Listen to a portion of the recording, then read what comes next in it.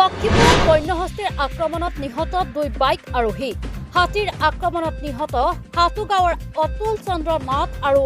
ৰবীনা বৰ্মন পালপাৰা লক্ষীপুৰত অব্যাহত আছে হাতী মানুহৰ সংঘাত পুনৰ হাতীৰ আক্ৰমণত নিহত 2জনকৈ লোক এজন লোকৰ ঘৰ লক্ষীপুৰৰ হাতুগাঁৱৰ কাৰ্তিক চন্দ্ৰ নাথৰ পৰা অতুল চন্দ্ৰ নাথ আৰু মহিলাগৰাকী ৰবীনা বৰ্মন বিগত 3 বছৰৰ পৰা গোৱালপাৰা লক্ষীপুৰত অব্যাহত আছে বন্যহস্তীৰ সন্ত্ৰাস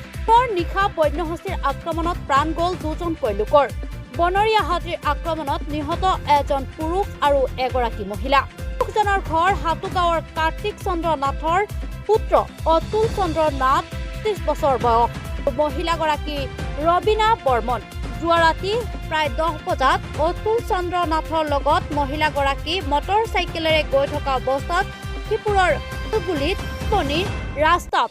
বাহৰ পাতি থকা হাতীৰ জাকে আকস্মাত আক্ৰমণ কৰে আৰু ঘটনাস্থলীত 2 পুৰুষ মহিলাৰ মৃত্যু হয় উল্লেখযোগ্য যে প্ৰায় 40টা বনৰীয়া হাতীৰ জাক এটা অঞ্চলটোত চলাইছে সন্ত্ৰাস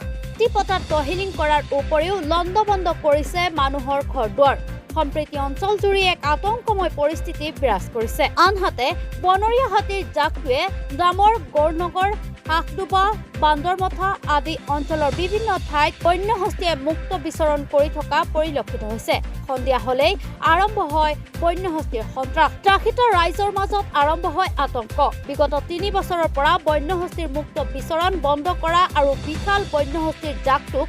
মেঘালয়লৈ পুনৰ খেদি পঠোৱাৰ বাবে ৰাইজে দাবী উত্থাপন কৰি আহিছে যদিও ব্যৰ্থ হৈছে বন বিভাগ প্ৰত্যেক বছৰে পথচাৰীৰ প্ৰাণহানি কৰা বন্যহস্তীক নিয়ন্ত্ৰণ কৰা আৰু শীঘ্ৰেই বন্যহস্তীৰ জাকটোক অসমৰ পৰা খেদি পঠোৱাৰ বাবে দাবী জনায় বৃহৎ অঞ্চলৰ জনসাধাৰণে লক্ষীপুৰৰ পৰা মতিউৰ ৰহমানৰ ৰিপৰ্ট ৰামধেনু অসম লাইভ কেনেকৈ আৰু কেতিয়া হৈছে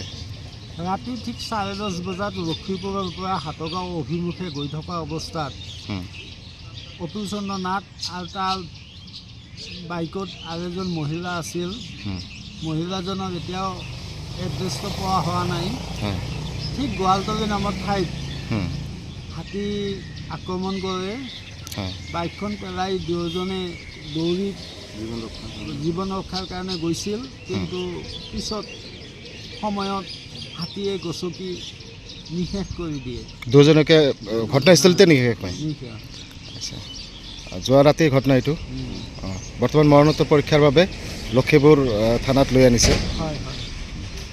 ঠিক আছে